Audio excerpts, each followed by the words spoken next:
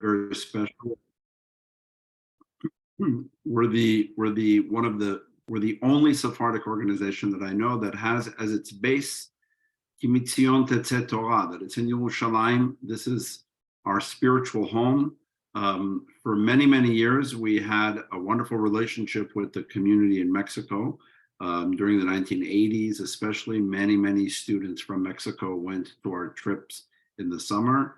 And it's one of my dreams to revive that, to bring all of you to Israel, to stay at our center, because there's nothing like it, to stay right upstairs from the Kotel in a very beautiful place, a historic place. It's not just some other building in Yerushalayim, but it's the home of actually the rabbi that I'm going to speak primarily about tonight.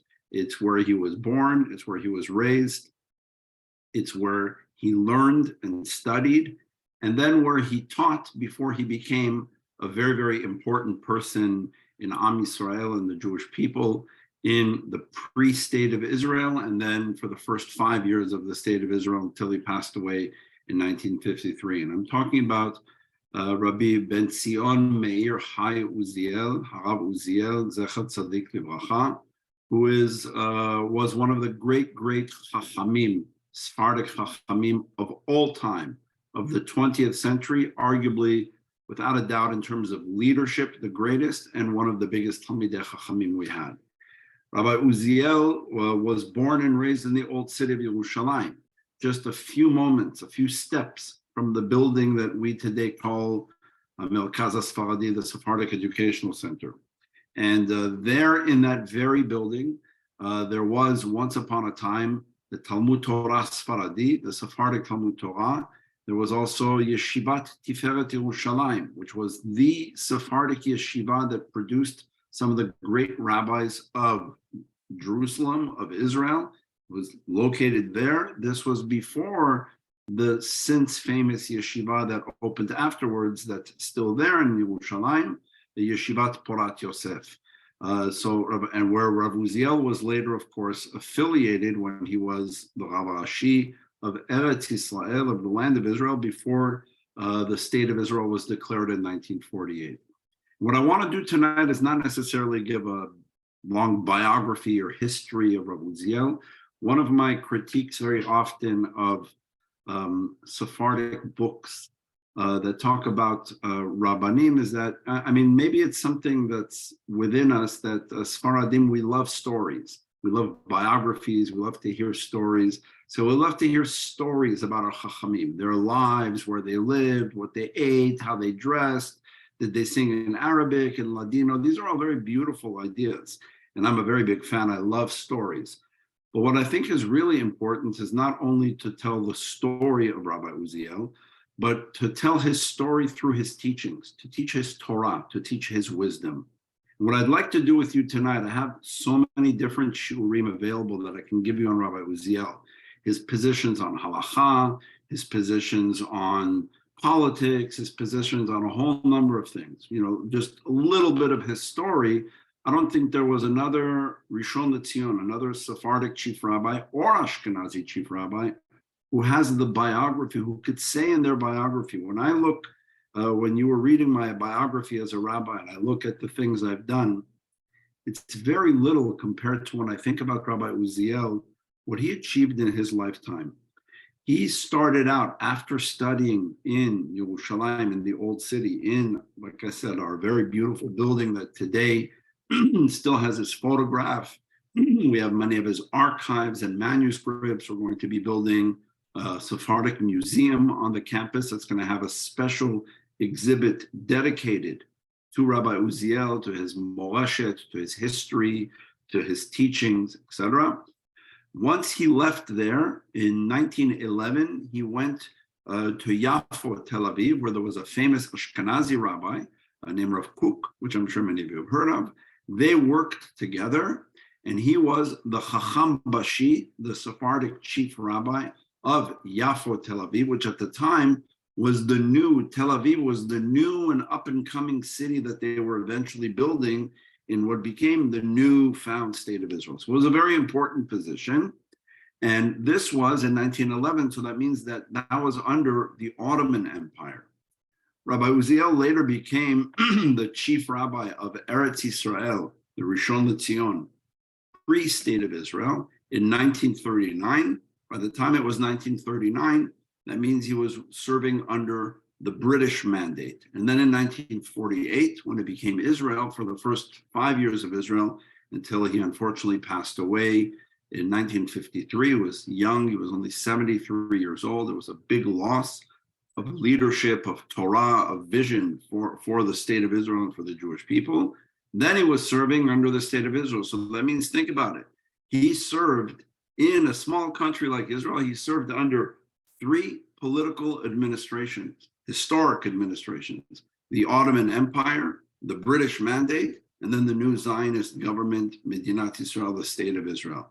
Just to add, by the way, in case that wasn't enough experience going from one leadership to the other, he also left in the early 1920s, he left Eretz Yisrael to Salonika, where he served for 2.5, 3 years as their chief rabbi. So he even had experience, despite being born in Israel and lived his entire life in Israel, he also had experience being a rabbi in the diaspora.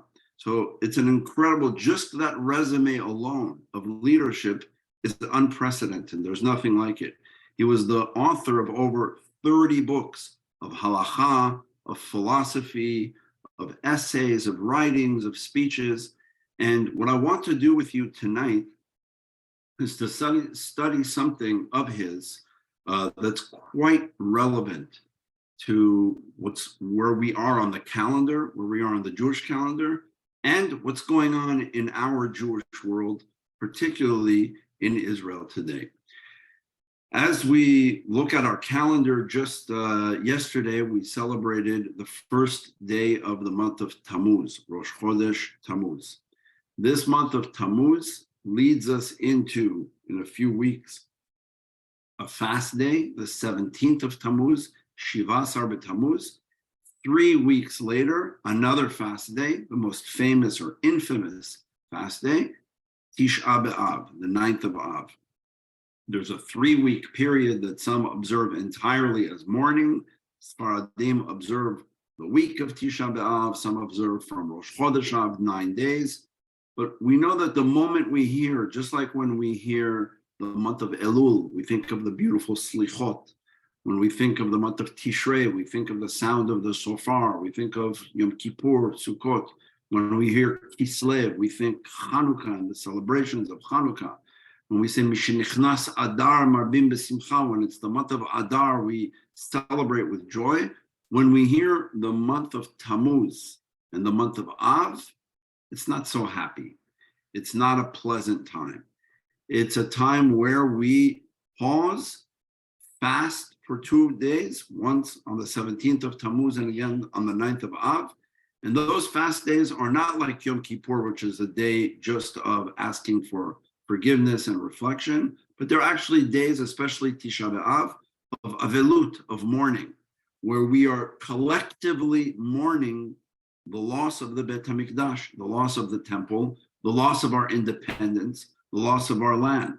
This is embedded deeply within us for 2,000 years, and on an annual basis, from the month of Tammuz to the month of Av, to Tisha B'Av, we sit and we ask questions. Why did it happen? How did we lose our land? How were we exiled? And we say 3 times a year in the Tefillah, in Musaf, of the Chagim, of Pesach, Shavuot, and Sukkot, we say, Eloheinu v'le'avotenu, mipnei chataenu galinu me'artzenu. We were exiled because of our own sins. We take the blame. It's always very, very easy to blame others and to say all of the problems of the world are the fault of our enemies, of those outside, across our borders. If it weren't for the Babylonians, we would still have the first Beit HaMikdash. If it weren't for the Romans, we would still have the second Beit HaMikdash. Yes, Nebuchadnezzar destroyed the first temple. And yes, Titus destroyed the second temple. But in our history, we internally take the blame. We say they were the ones that God sent or that history sent to actually bring about the destruction. But who caused that? Who paved the way, unfortunately, to make it available for them to come and destroy our temple and exile us from our land? Not the Babylonians and not the Romans, us, we, the Jewish people. And so what I want to do here is to read with you an essay by Rav Uziel where he tries to correct these problems. And I'll put it in context for you in a moment, why his essay is so important. He wrote it in 1951, just 2 years before he died. But if you print it today, word by word, it is as relevant today, maybe more so than it was when he wrote this in Hegyonei Uziel, in one of his books of philosophy in 1951. You know, this is a significant year, by the way, in terms of Rav Uziel, because his anyo, the day of his passing, Nahala, is observed on Hafdalid Be'elul, in a few months, on the 24th of Elul, just a few days before Rosh Hashanah. This year will be the 70th anniversary of the passing of Rav Uziel. We actually, the Sephardic Educational Center, are going to be having several events, some on Zoom and some in person. I would love for all of you to participate if you can on the Zoom ones, or if you'd like to come to Jerusalem, we're going to be having some events there. Bouchim Habayim, you're welcome to come and join us. But it's important to study his Torah every day, but particularly there's an emotional element to the fact that this year is the 70th anniversary of the passing of this great Ḥakham, Rav Uziel.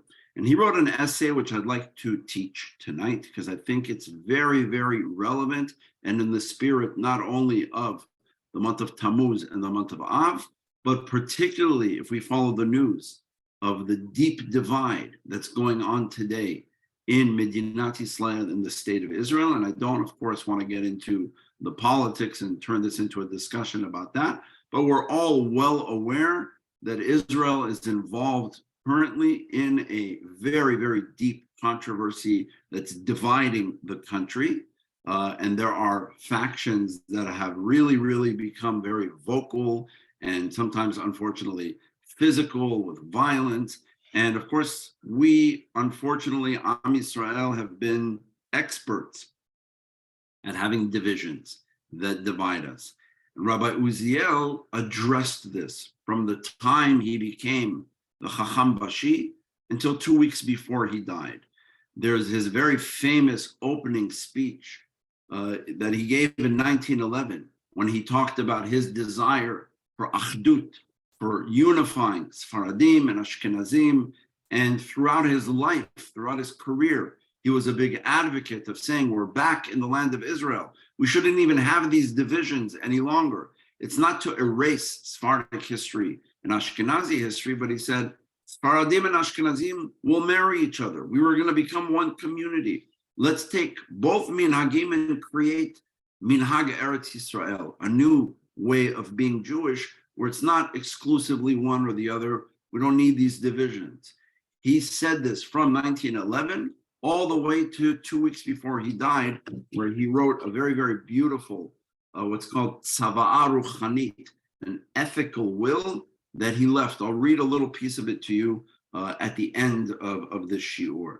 But in 1951, he published an essay which is very powerful. As an introduction to that essay, I want to read to you a Mishnah, just 2 sentences from a Mishnah, which I think very, very powerfully put an accent on what I'm saying about how important in our history it is that we look inside and say, it's not enough to point fingers and say our enemies are the ones who want to destroy us, and that's our problem. We know we have enemies, and we know that they've sought to destroy us again and again and again. Our history, like Rabbi Uziel wrote in another essay, is sometimes etched in blood. Pogroms and expulsions, the Shoah, the Holocaust, which he wrote a lot about and was deeply, deeply sensitive to and very, very involved with the whole world of what was going on during the Shoah while he was in Eretz Yisrael. all the way through, Rabbi Uziel wrote a lot about all of this.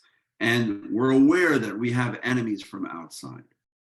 But listen to what the Mishnah says. The Mishnah in Masechet Ta'anit tells us that for the 2 fast days that we're about to experience in the next coming month, the 17th of Tammuz, Shiva Asar b'Tammuz, followed by an even more difficult fast day that lasts from sundown to the following night, sundown. It's a long fast day. It's a difficult fast day, not only because of the length, not only because of the summer months and it's hot, but also because the theme of Tisha B'Av is the day of Avelut. It's a day of mourning. And the Mishnah says, 5 things, Chamisha Devarim, Iru et Avotenu b'Shiva Asar b'Tammuz. 5 things happened on Shiva Asar b'Tammuz, and 5 happened on Tisha B'Av. Now, numbers 2 through 5 in both lists, Shiva Asar b'Tammuz and Tisha B'Av, numbers 2, 3, 5 are all things that our enemies did to us. Somebody burnt the Torah on Shiva Asar b'Tammuz. The temple was destroyed on Tisha B'Av.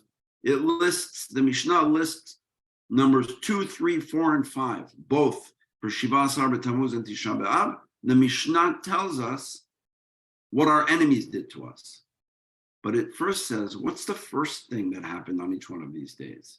It says that on Shiva Asar b'Tammuz, what happened? It was when we built the golden calf and the luchot, the tablets of the Aseret HaDibrot of the Torah, when Moshe broke them. That's the first thing that happened on Shiva Asar b'Tammuz. Then fast forward to Tisha B'Av. What happened on Tisha B'Av? We just read about it in the Torah, in the Parashat Shlach Lecha. What was the story that Parashat Shlach Lecha told us? The story when 12 leaders that we called spies, Miraglim, were sent to Eretz Yisrael to scout out the land. 10 of the 12 came back with a negative report. They caused the people to cry and said, Israel is too difficult. We can't go there. In fact, take us back to Egypt.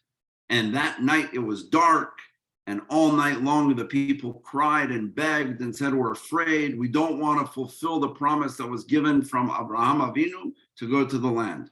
On that night, it was decreed that the Jewish people that generation will remain in the desert another 39 years and die until comes a new generation that comes in. What date was that on the calendar according to the Mishnah, according to the Talmud? Tisha B'Av. That night was Tisha B'Av. So think about it. Both of these fast days, the first thing that happened that was bad had nothing to do with Romans or Babylonians or Canaanites or anyone else. It happened to do with us. We built the golden calf. That was one violation of the covenant with God, worshiping idols. And then in the face of God wanting to take us and lead us to a promised land, to freedom, we listened to negative voices, pride, and imagine we wanted to take the whole story of the Torah and press rewind and say, all of what we just celebrated, leaving Egypt, receiving the Torah, no, take us back to the slave pits of Egypt. That means, mipnei chataenu, because of what we've done. We're a very brave people because we look inside and we see what's wrong. With that in mind, I would like to read to you pieces of a very, very beautiful essay, which I had the privilege of studying many, many times. I was so moved by it that I, like I do with many of Rabbi Uziel's writings, which were written in Hebrew and are only reach a very limited audience, those who could read the kind of Hebrew that he writes. And I sit and I spend the time translating. I'm working on a full set of translations that I hope Bezrat Hashem will be a book that will be published with the translations in Hebrew, from Hebrew to English. The moment you wonderful people could find me somebody who could help do that for Rabbi Uziel's writings, take my translations and maybe put them into Spanish, and then more people will be able to read them as well.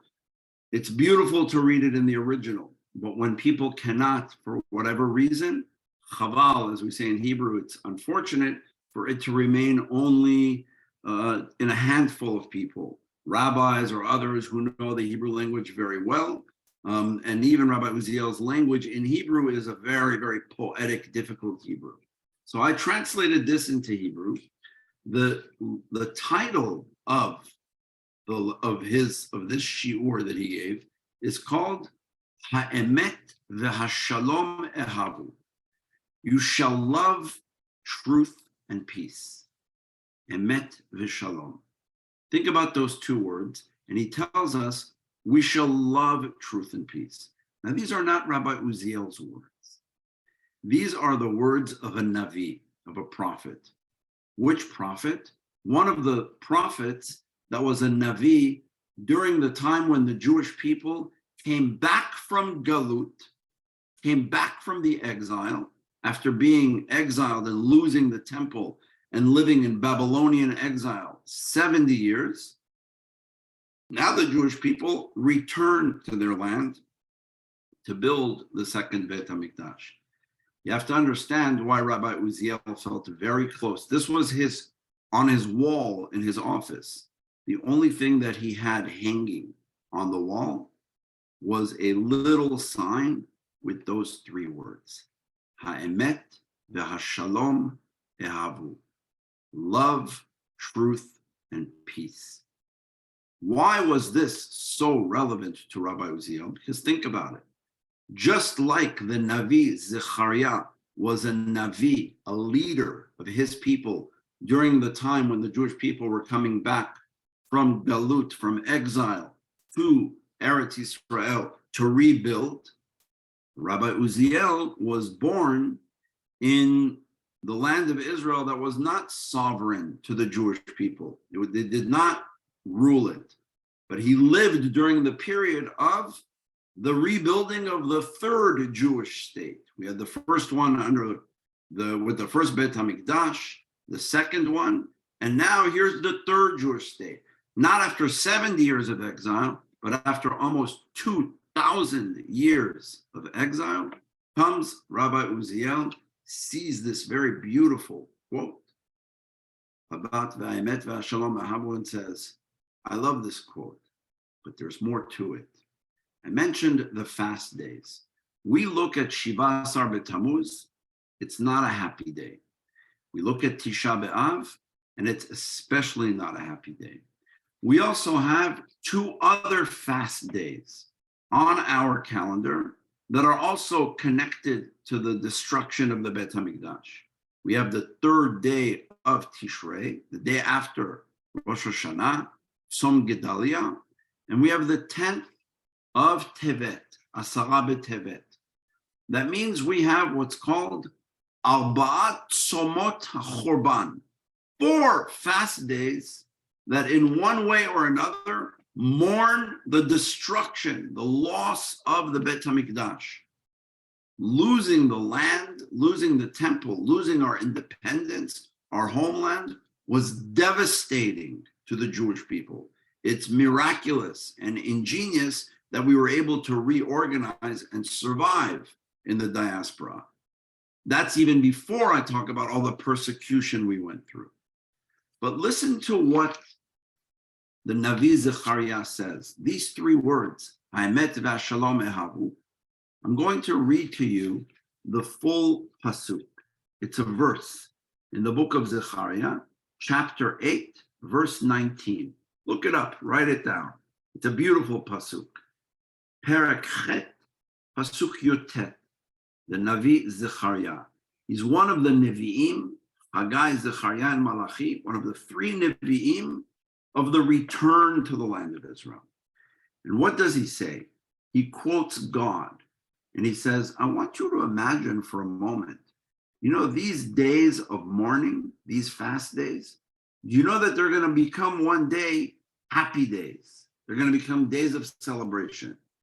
Ko amar Hashem tzvaot. The verse says, this is what Hashem, what God said. Tzom harevi'i, the fast of the 4th month, which is the month of Tammuz, right? They're not called Shiva Asar B'Tammuz and all that. They're not used those names. They're just given some of the particular month. Tammuz is the 4th month. Av is the 5th month. The Tishrei is the 7th. And Tevet is the 10th.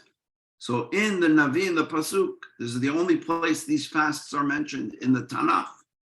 Tzom HaRevi'i, Tzom HaChamishi, Tzom HaShvi'i, V'Tzom HaAsiri. The fast of the 4th month, Shiva Asar B'Tammuz. The fast of the 5th month, Tisha B'Av. Of the 7th month, Tzom Gedalia. And of the 10th month, Asara B'Tevet. Yeh lebet Yehuda lesason ulesimcha ulemoadim tovim. Shall become for the Jewish people days of joy and happiness and festivals. They're going to become days of happiness. What a beautiful vision. Could you imagine? Instead of fasting on Tisha B'Av and sitting on the floor with ashes on our head and crying and reading all these kinot, we're going to have a celebration. It's going to become a Yom Tov. But how does it end? It says, on the condition of one thing. How are you, the people in Israel, going to take these fast days? How is Am Yisrael, now that you're going back to your land, how are you going to turn these days of avelut, of mourning, into days of happiness? By reversing what you did wrong. And how will you do that? Rabbi Uziel's 3 favorite words. V'haemet v'hashalom ehavu. Love, truth, and peace. And so Rabbi Uziel begins his essay by saying, I'm quoting, and I want to write about this. Why? Because it's very relevant. It's very relevant. Now, this is significant that he wrote this essay not in 1911 when he first became a leader, but in 1951. 1951, by the time 1951 comes about, like I said, he had been a leader in Eretz Yisrael under the Ottoman, under the British, now under the state of Israel, and he had been in the diaspora. He had seen a lot happen during those years. He had seen the Ottoman Empire become the British Mandate. He saw World War II. He saw the Holocaust of 6 million people. He was there when they declared the state of Israel, May 14th, 1948. He stood right there in Independence Hall. He saw all of this. He saw history, but he also saw something else. Early on into the state, 1951, we just celebrated the 75th anniversary of the state of Israel. 1951, the state of Israel, the newly declared state, was 3 years old. It was a little baby. Rabbi Uziel already saw some very disturbing trends, so he wrote this essay from which I want to now read to you some excerpts. He says, from here, from the words of Zechariah, we learn that Geulat Yisrael, the redemption of the Jewish people, is contingent upon their loving truth and peace.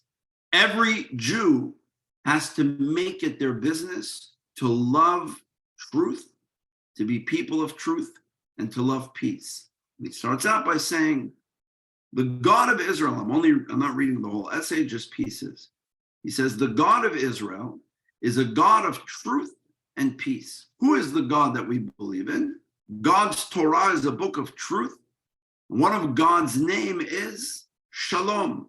This is what the rabbis tell us. Gadol HaShalom, great is peace. For the name of HaKadosh Baruch Hu is Shalom. Why? Because there is a pasuk in Sefer Shoftim, chapter 6, verse 24, that says, and God was called Hashem Shalom. That this is one of God's name, is Shalom. And truth is one of the hallmarks. To be people who are a people who love truth is one of the hallmarks. Now, from here, he says, loving truth and peace. Okay, let's break these ideas down for a moment. Truth, loving truth. Whose truth? My truth or yours? When Rabbi Uziel says that we should be unified, when he talks about achdut, unity, he doesn't talk about achidut, uniformity. It doesn't mean that everybody thinks the same. He's a big believer in democracy. You don't have to be a modern student of modern politics, of democracies, to believe in democracy. As a Jew, the most democratic book we have is called the Gemara, the Talmud. It's a book of arguments. It's a book of machloket, of dispute. But like we learned in this coming week's parasha, Parashat Korach, what do we learn from this parasha? How to dispute or how not to dispute. The Mishnah in Pirkei Avot tells us, Kol machloket shehi l'shem shamayim sofa yitkayem. Any dispute which is done l'shem shamayim, for the sake of heaven, which means that you have in your heart a good reason. You're not just looking to win. You're not looking to impose your views by force. You're arguing because you believe this is the right way. In the end, the Mishnah says that machloket will be resolved. And a machloket that's not l'shem shamayim, if it's a machloket, if it's a dispute that's just about power, which is about ego, which is just about who wins and who loses, that's not the authentic Jewish way of arguing. And the rabbis give us an example. They say, what's the example of a machloket that's not? I'm going out of order. What's the example of a machloket, of a dispute that's not for the sake of heaven? The machloket of Korach. Why? Because Korach, Moshe's cousin, it was just about a power grab. He was jealous. He wanted to be in charge. But then they tell us, what's the example of a machloket l'shem shamayim? Two rabbis, two schools, the most famous disputes that existed, Shammai and Hillel, Bet Shammai and Bet Hillel. This is considered machloket l'shem shamayim. Rabbi Uziel quotes at length from the Gemara, and he says, one of the most powerful expressions of loving truth and peace is what the Gemara says. He says, come in here. Although Bet Shammai and Bet Hillel disagreed on several issues related to family matters, they had disputes of halacha about how properly to get married and all sorts of halachic issues, such as rival wives and sisters, an outdated bill of divorce, etc. They had all of these arguments. Nonetheless, Bet Shammai did not refrain from marrying women from Bet Hillel, nor did Bet Hillel refrain from marrying women from Bet Shammai. This serves to teach us that despite their differences, they practiced love and friendship between them. As it is said, you shall love truth and peace. Rabbi Uziel quotes this Gemara about Shammai and Hillel and says, what's our role model? Who do we look up to as examples of how to behave? The two greatest rabbis who completely disagreed on everything. They were different people, they were different personalities, they had different kinds of students, they appealed to different audiences. They were as far from one another as East and West. Yet their children married each other in order to teach us as the community V'haemet v'hashalom ehavu, that putting truth and peace came above everything else. Now listen to what Rabbi Uziel says. Continues. He says, Am Yisrael, the nation of Israel, is commanded to live by the two great pillars of truth and peace. Now he gets specific. 1951. It sounds as if he could write it in the newspaper tomorrow morning. He says, these pillars, emet and shalom, truth and peace, are especially needed in Medinat Israel, in the state of Israel. For truth and peace, and only truth and peace, can help create an atmosphere of pleasantness and tranquility throughout the land. What kind of country do we want to build? We want to build a vibrant, healthy democracy. But we don't want to build a democracy that's going to turn into violence in the streets. That we don't want.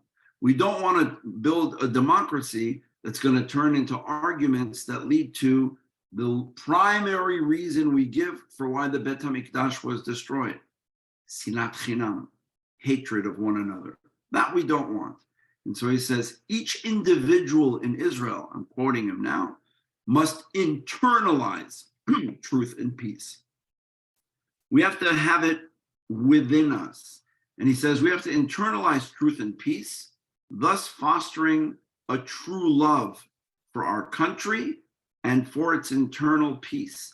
And he goes on to say, this is in 1951, long before Israel was thinking about signing peace treaties with the Arabs. He says, this internal peace within Israel will ultimately lead to our making peace with all nations and kingdoms. He says, we can't make peace with the outside world until we have peace at home.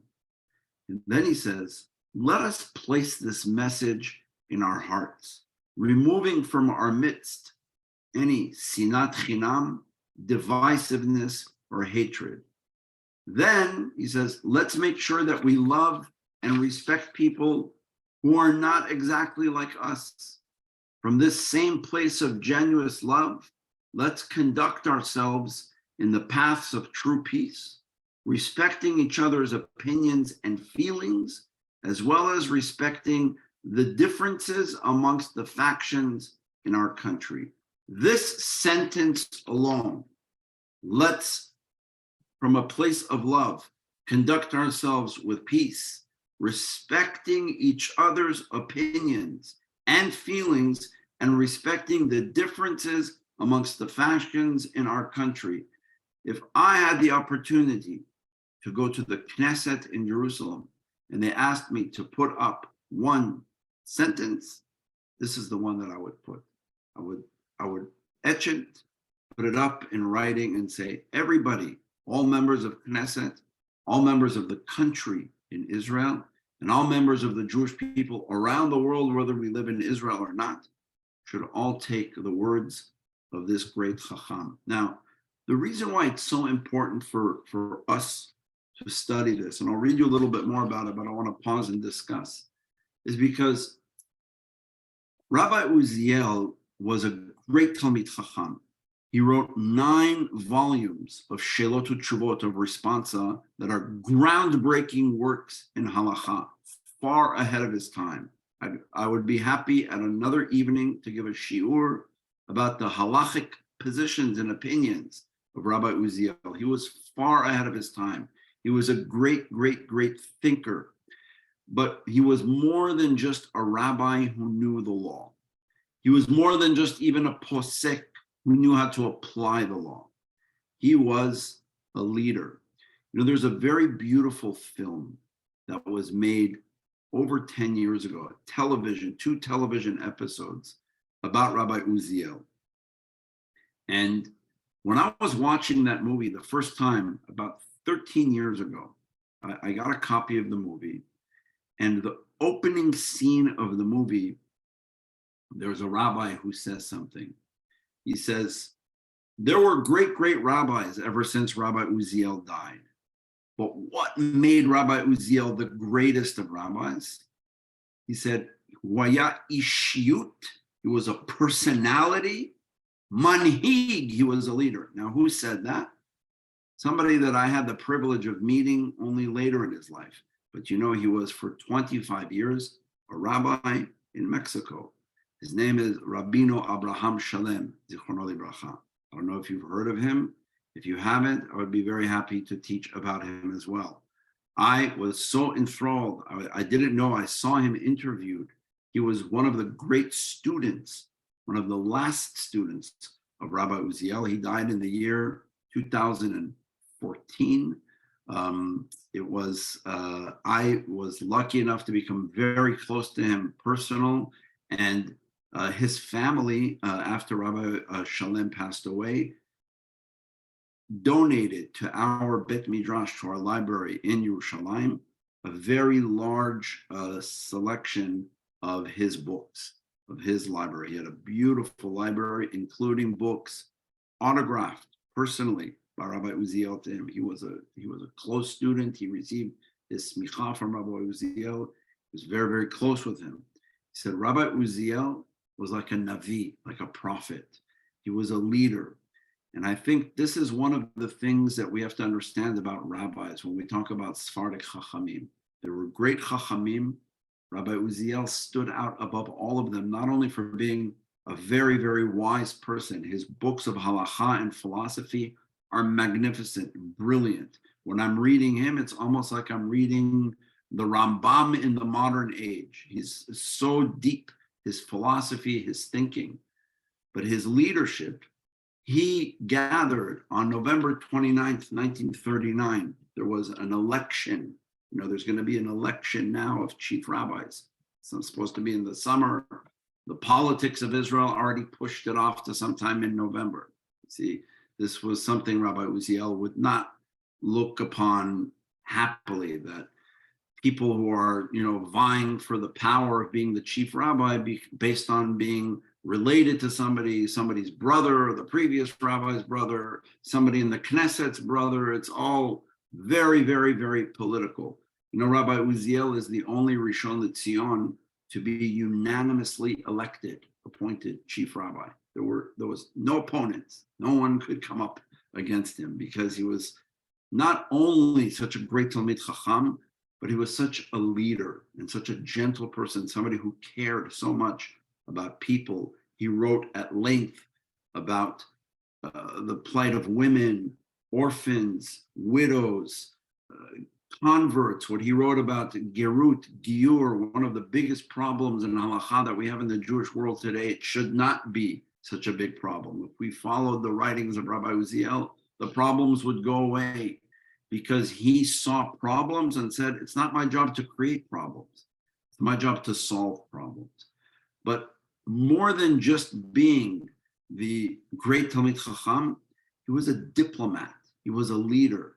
And he told this gathering of rabbis when they had this election in 1939, he said, the most important things for you there are 5 things that you have to uphold. Hamishpat, you have to know the laws ben adam lamakom and ben adam lechavero. He was very, very adamant that it's important for rabbis to not only the ritual laws, ben adam lamakom, between us and God, but ben adam lechavero, all of the laws of tzedakah, the laws of marriage, divorce. These things were, he said, the laws of finances, dinei mamonot. He said, we're not building a Jewish community. We're building a country. And by building a country, what is the rabbi's role going to be here? Just to tell you how to put on tefillin? He says, that was the diaspora. Here in Israel, the rabbi has to have a bigger voice. He has to be part of what Mishpat Ivri, what the laws of Parashat Mishpatim say. That was the first thing. He says, the rabbi has to know Mishpat. The second thing, what was the second thing on his list? Achdut ha'umah, the unity of the people, unity of the nation. Number 3, education. A rabbi should be involved in the educational system to make sure that Jewish schools are learning proper subjects, Torah and what they call general studies. He did not believe in Torah u'Madah, that there's Torah and there's science. He says it's one. God created one world. We understand the world. We believe in God through the Torah, and we understand the world through medicine, through science, through technology. These are all part of the world that God created. He didn't believe in the idea of like what some people talk and they say there's Olam HaTorah. He says there's no such thing as Olam HaTorah. When you look in the Torah, God created, Bereshit bara Elohim, he created the world, Ta'olam. The Torah is in the world. We have to live within that world. So education, he said, a rabbi has to be very involved with what kind of education kids are going to be. He said, on one hand, it's not possible. It's lo yitachen that Jewish kids are going to live in Eretz Yisrael and are not going to have a Jewish education, are not going to know the Torah. But at the same time, it's not lo yitachen, it shouldn't be that Jewish kids should study only in yeshivot and not know how to read, not know mathematics, not know science, not know language. That's not possible either. So that was number 3. Number 4, nitzigut, representing the Torah, the ha'am, and the people. A rabbi has to be a diplomat, an ambassador of the Torah. And number 5, caps it off with Darkei Shalom, the path of peace. And so these 5 pillars, these 5 principles directly relate to what he's teaching in this essay. And it gives us much to think about. These 3 words, Haemet v'Shalom ehavu. Do we really love truth and peace? Are we willing to argue with derech eretz? Are we willing to have conversations and to respect one another? This is what a leader demands of us. It was more than just opening the book. And he said, during this period of time, the 17th of Tammuz, the 9th of Av, we sit, it's not enough to just fast and mourn and put ashes on our head. Like the Rambam himself says, these days, like Shiva Asar B'Tammuz and Tisha B'Av, serve as days of reflection of what we did wrong and what we're currently doing wrong. Without that, to cry for the Bet HaMikdash without trying to repair what was wrong has no value. And so Rabbi Uziel wrote this essay because he wanted to encourage, not only on Tisha B'Av, 365 days a year, from the Knesset to the Bet Knesset, from the streets to school to workplace, respect between people, a conversation that would not lead to violence, that would not lead to insults, that would not lead to terrible representations of the Jewish people in any form of leadership. School teachers, politicians, rabbis, leaders. Being a leader is the responsibility to make the society a better place than it is. You know, I mentioned Rabbi Shalem, and Rabbi Shalem, his student, had something very, very beautiful. And I want to read it to you, and then I'm going to wrap up. Rabbi Shalem is really a direct student of Rabbi Uziel, because listen to what he said. You know, when we talk about Ha'emet v'Shalom ehavu, there's another beautiful pasuk in the Torah, in Sefer Breshit. God tells Avraham that the purpose and mission of the Jewish people is going to be v'shamru derech Hashem. They shall observe the path of God, la'asot tzedakah u'mishpat, to perform charity and justice. Charity, justice. Rabbi Uziel wrote a lot about this as well. Charity and justice, truth, peace. This is the language of the Torah. This is especially Musar HaNevi'im. This is the ethics of the Nevi'im. And so listen to what Rabbi Shalem writes. It's exactly in the spirit of his teacher. He says, what does it mean, Derech Hashem, the way of God? He says, the way of God and the belief of God is about doing charity and justice. He says, it's not enough to treat the Torah as a dry constitution. If humanity, he's not here, Rabbi Shalem goes global. He doesn't just talk about the Jewish people in Eretz Yisrael and Medinat Yisrael, the way Rabbi Uziel. Now he goes global. He says, if humanity will not blend charity and justice into their achievements and not work towards assuring truth, equality, and the right of existence for all human beings created, B'Tselem Elohim, in the image of God, without discrimination based on color or religion, then humanity will impose itself on the world a destructive Holocaust. Tikkun Olam b'Malchut Shaddai, to bring a better world under God, will only be possible when human beings love one another and preserve one another's rights, all of which can be achieved by performing tzedakah u'mishpat, for it is these values that I desire, says God. This is Rabbi Shalem, the student of Rabbi Uziel. So how beautiful to see the continuity of that teaching. And many of his other students, Rabbi Chaim David HaLevi, also wrote extensively about this. This is the voice that that many of us are trying to bring back.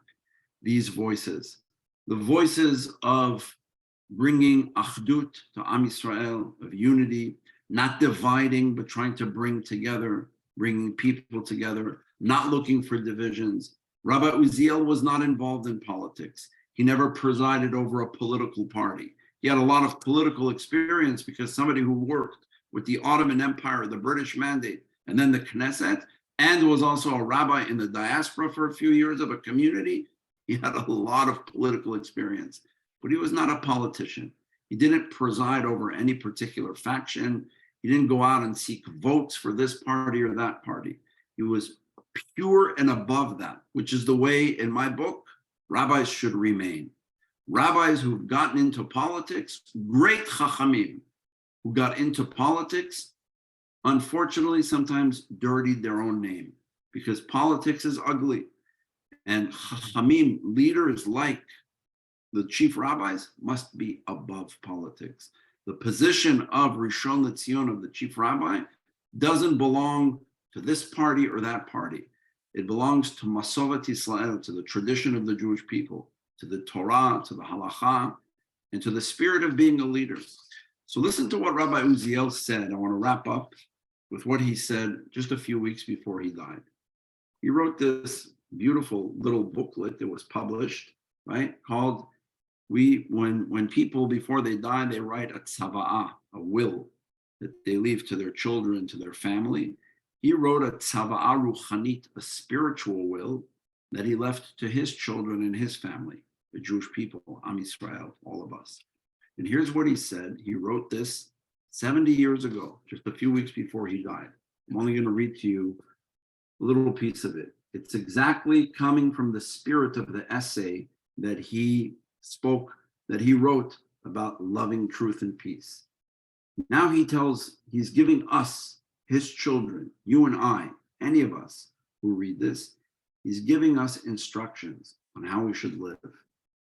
Preserve with absolute care the peace of our nation and of our state. And what does he say again? As it is written, you shall love truth and peace. Meaning this was a phrase with him all the way to the last days of his life. He says, because disputes and divisiveness are our most dangerous enemies. The worst enemy of the Jewish people, that which we say can bring down the Bet HaMikdash. The power of Sinat Chinam has the power to destroy the temple, right? By contrast, he says, peace and unity are the eternal foundations for the national continuity of Beit Yisrael. Therefore, remove all causes of divisiveness and disputes from our camp and our state, and place in their stead all factors that will lead to peace and unity amongst us. I long to open the newspaper to read online every morning. I hope and pray that I will read words like this on the Times of Israel, on the Jerusalem Post, on Yediot Achronot. I pray every morning, I say, well, I wake up, instead of reading that one person insulted the other, that one person said something or wrote something and spoke with language that is completely the opposite of everything Rabbi Uziel writes. I pray to see that I'm going to wake up one morning and I'm going to read words like this. Let me just show you something. Just so I don't get disappointed, because I never find these words, unfortunately, in the newspaper anywhere. I find the opposite. So I pray out of a little Siddur, little Sephardic Siddur called Rinat Yisrael. And this Sephardic Siddur, which was published in the 1950s in Israel, it says this Siddur in Hebrew, every one of you, if you own this Siddur of Rinat Yisrael, HaSiddur Hazeh Mukdash LeZichro Shel Hai Gavra. This Siddur is dedicated to the memory of the great chief rabbi, Rishon LeZion, Rabbi Uziel. And what do they have here? They dedicated the Siddur to him, to his memory, and they have two paragraphs from where? From here. So I always say, if I go on my iPad or my computer and I read the news and I don't find these beautiful words like Rabbi Uziel, at least in my Siddur every morning, I could find them and I could read them there. But I would love that it would not just be here in the Siddur. In our society, in our communities around the world, the teachings of Sephardic Ḥakhamim are beautiful, not only because of the heritage, not only because of the glory of Sephardim, not only because of the beautiful recipes and music and food and culture that we have, but because many of our Ḥakhamim, I focused on one tonight, because I think his words are so potent and powerful and relevant to everything going on in the world today. But many of our Sephardic Ḥakhamim were characterized with that the ways of Torah are ways of pleasantness, and all of the path of the Torah is towards peace. We know that we have many enemies in the world. We know that there are many who do not like us, many who hate us. Anti-Semitism is on the rise all over the place, here in the United States, all over the world. It's very disturbing to see people walking with, like we saw last week in front of all places, Disney World in Florida. There were people walking with flags with swastikas, as if we're the Nazi party in the 1930s in Germany. Here in America, it's very frightening to see the rise in hate speech all over the internet. To hear hate speech coming from leaders, from politicians, from people who justify the use of hate speech to divide people. Comes a rabbi like Rabbi Uziel, who was a top flight Talmid Chacham, one of the most brilliant halachic scholars. His head, what he knew up here, I mean, I think he forgot more than most of us will ever know in our lives. He forgot. Maybe in his older years, he forgot more Torah than we would ever know. I'm not sure he forgot anything, but whatever he forgot is more than we'll collectively know. He was a genius Talmid Chacham, wrote the most beautiful Shelot Tshuvot, works of philosophy, of halacha, of thinking, was a diplomat, spoke several languages.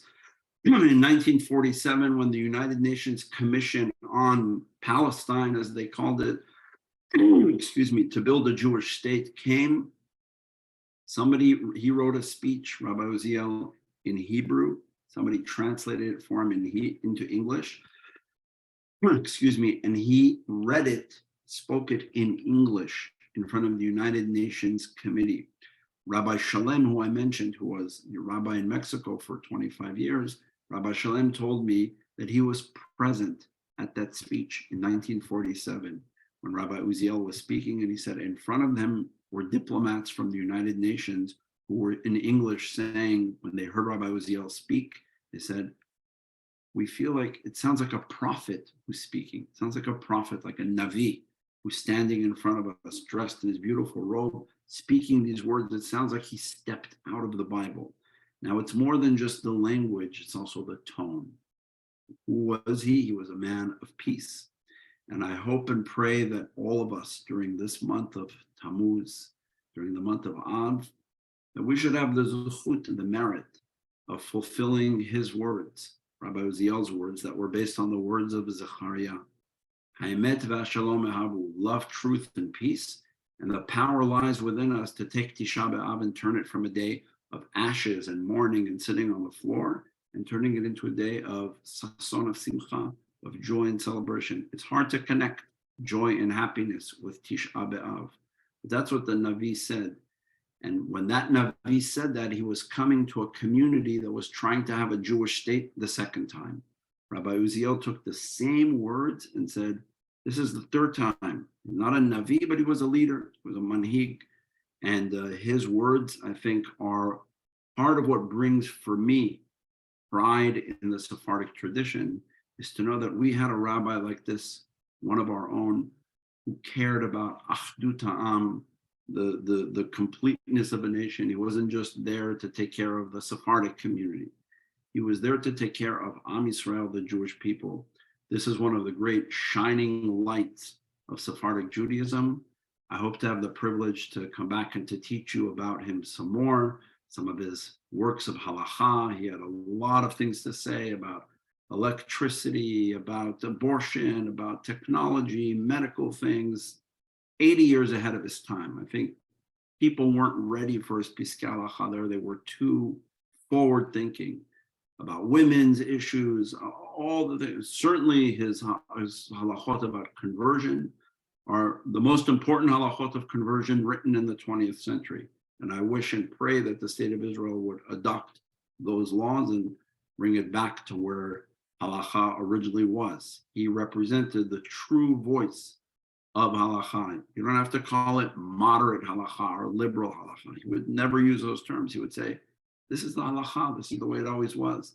For other reasons, things changed. So with that, I want to wish all of you, even though we already celebrated Rosh Chodesh just yesterday, but I can still wish you Chodesh Tov. It should be a good month. And with prayers that maybe in a few weeks, Shiva Asar B'Tammuz will be a month of joy and happiness.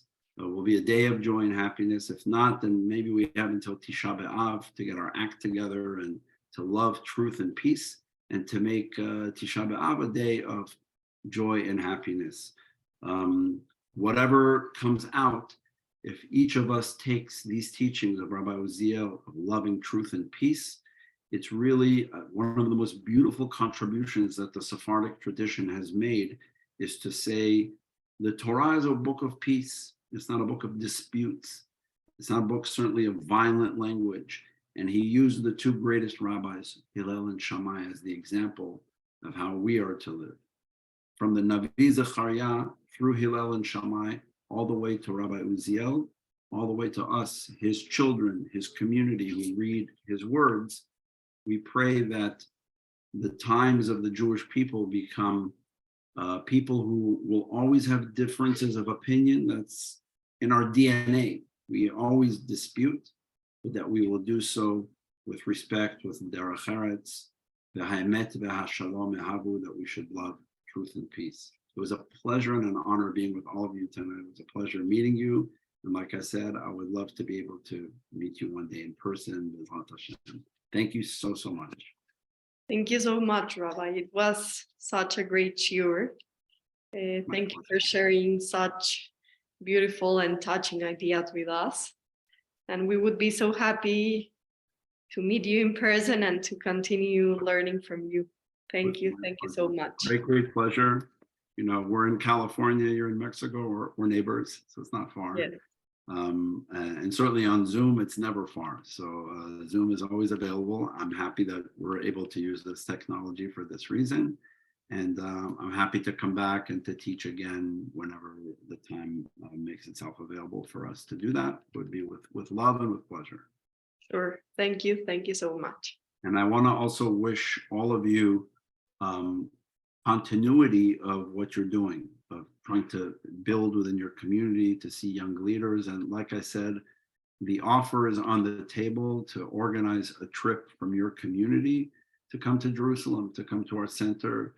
You know, here we are on Zoom, and you're in Mexico, I'm in California, but we could meet in Yerushalayim and we could sit and have a cup of coffee in a boreka, exactly where Rabbi Uziel sat and had a cup of coffee in a boreka when he was a little boy, in that courtyard, in the Chatzel, the Spanish Sephardic courtyard in the old city.